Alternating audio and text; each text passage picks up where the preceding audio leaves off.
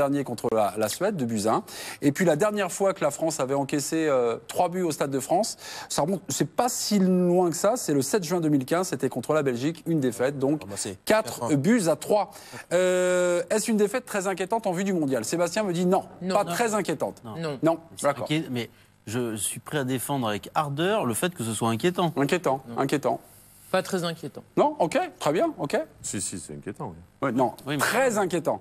On est dans le trait. Très inquiétant. C'est inquiétant quand même déjà. Ouais. Non, mais sur le plan défensif, à un moment, cette équipe prend évidemment trop de buts.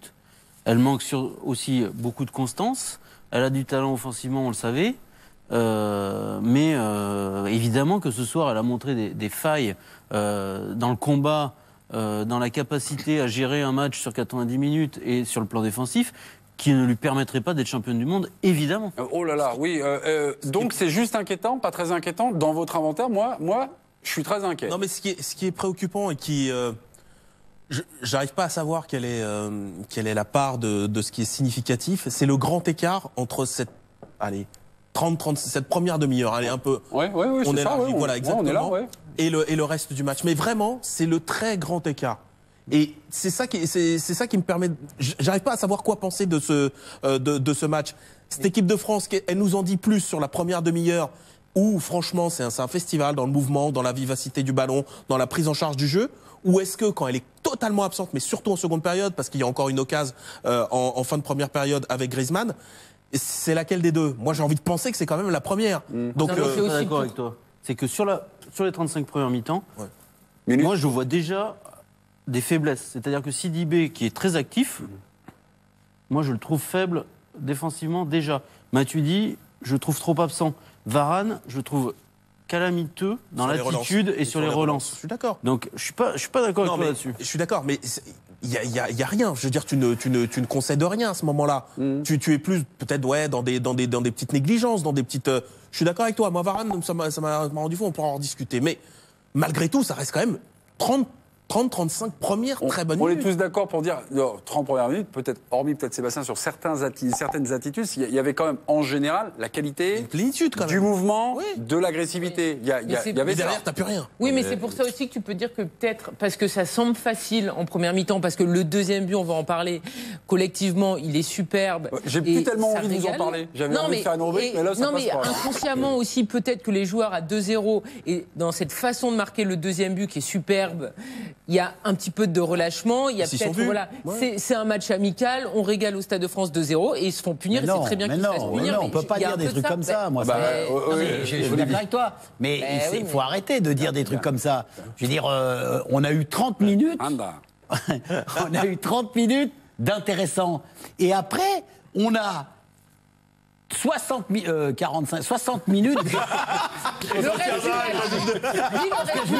Je voulais pas dire de conneries. Mais on a 60 minutes de trou noir. Qu'est-ce que vous... Moi, je sais pas ce que vous avez vu entre la 30e minute. Bon, oui, il y a la dernière occasion de Griezmann. Mais entre ce moment-là et la fin du match, il n'y a rien. Il y a nada. Et heureusement qu'Ospina est mauvais, parce que sur le premier but, il nous fait un cadeau d'enfer. Et en deuxième période, il n'a jamais été inquiété. Moi, ce qui m'inquiète, mais alors qui me rend dingue, c'est que dans cette équipe, j'ai le sentiment de ce que j'ai vu ce soir, il n'y a pas de meneur, il n'y a personne. Alors que Griezmann dit, je veux pas, je veux bien, autre chose, il n'y a personne. Il n'y a pas un couillu là-dedans. Non, mais ça, on est d'accord. Pour reprendre les gens un petit peu dans le bon chemin. Après, quand tu dis, non, mais après, quand tu dis que c'est facile, non, c'est pas facile. C'est superbement bien joué. Là, ils sont au 7e siècle. Non, mais au 7e siècle. Ils peuvent être brisés par ça. Oui, voilà. Brisés par quoi? Mais rien du tout. Arrêtez. Bon, bah alors, c'est quoi ton explication? Comment? C'est quoi ton explication? Mon explication, c'est que dans cette équipe, il n'y a pas quelqu'un pour commander. Non, mais ça, on est rien du tout. Ah bah oui, mais comment t'expliques qu'à la 30e minute, il n'y a plus rien? C'est important. Mais après, parce que... Visiblement, c'est collectif, le côté on va gagner. Les rentrants n'apportent que dalle. Les rentrants, ils apportent... Non, mais que ça fait rien. Et on était en train de le regarder. Et on se disait la question, j'espère qu'ils vont amener quelque chose. Olivier et Karine, je fais rentrer notre Joanne Micou. Il y avait déjà cette première... Non, mais je sais que vous laissez parler. C'est la même entrée que Pogba? Non. J'aimerais vous inviter un peu dans cette discussion sur quoi. Qu'est-ce que vous retenez de cet échange? Et par rapport au match, là, la coupure du courant, On la situe à la 28e minute lors de l'égalisation, lors de la réduction de l'écart. Moi, j'ai trouvé la Colombie très très faible dans cette première demi-heure. Alors peut-être que la France en a profité, a plutôt très très bien débuté cette demi-heure. Mais après, je trouve que cette équipe manque de métier aussi. Moi, j'avais l'impression que la Colombie avait 10 ans d'avance sur ça. Sur la maîtrise d'un match, sur le fait de jouer un match international aussi. J'ai l'impression que l'équipe de France n'a pas encore assimilé ça. C'est-à-dire qu'elle a fait une bonne première demi-heure et puis après c'est fini. Dès que ça devient dur, il n'y a plus personne.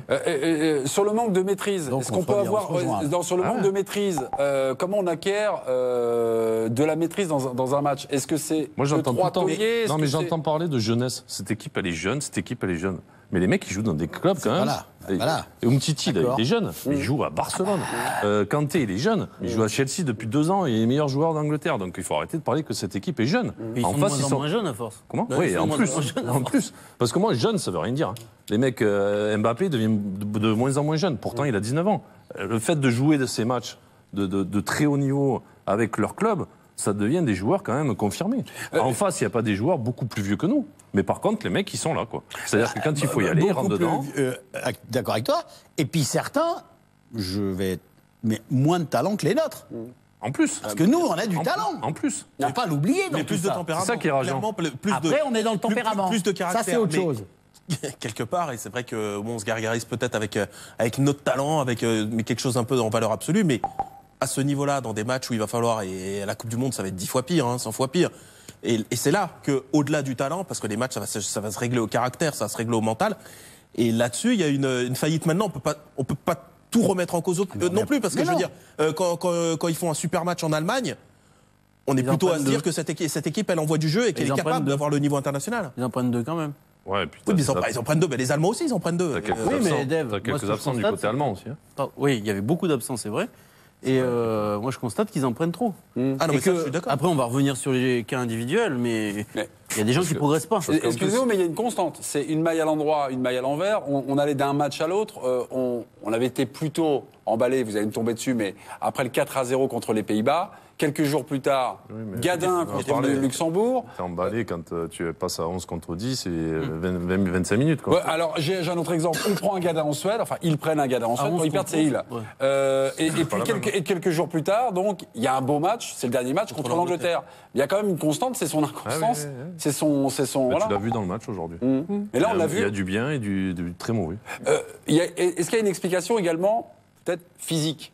Non. Le petit coup de pompe physique. Je crois pas. Non, parce qu'en plus, mais les matchs que vous décrivez, en plus, ils ont lieu à des périodes distinctes de l'année. C'est-à-dire, alors en juin, ils étaient fatigués, très bien, soit à l'automne. Ils n'étaient pas fatigués 4 jours après. Voilà, ils n'étaient pas fatigués puisqu'ils font un super match. À l'automne, il y avait encore une autre explication. Moi, je ne crois pas à l'argument physique. Je crois à l'argument du caractère et au fait que dans les grandes équipes, tu as ces quelques joueurs qui te stabilisent et qui font que ton niveau ne descend jamais d'un niveau. Olivier et Johan, vous allez repuiser dans votre carrière. Quand il y a des matchs qui sont bien partis, tout d'un coup, il y a un moment. Quand il y a un moment, le match devient difficile, comme ce soir. On perd un peu le contrôle et tout ça.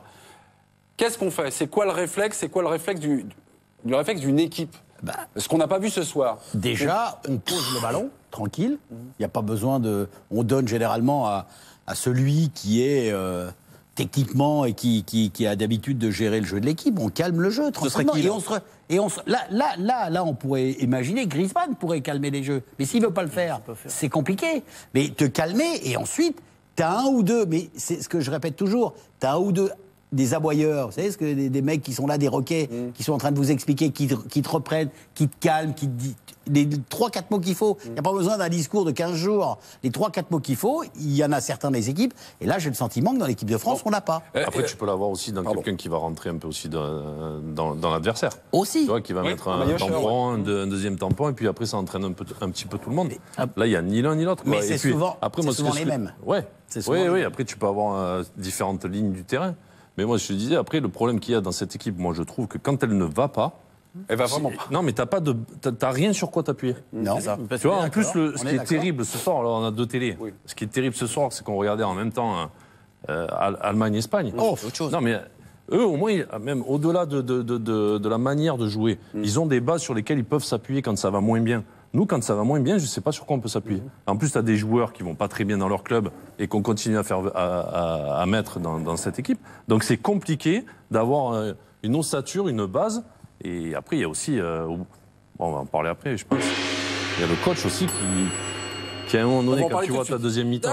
On en parle tout de suite. Laissez-moi faire ma petite transition. Le coaching Deschamps...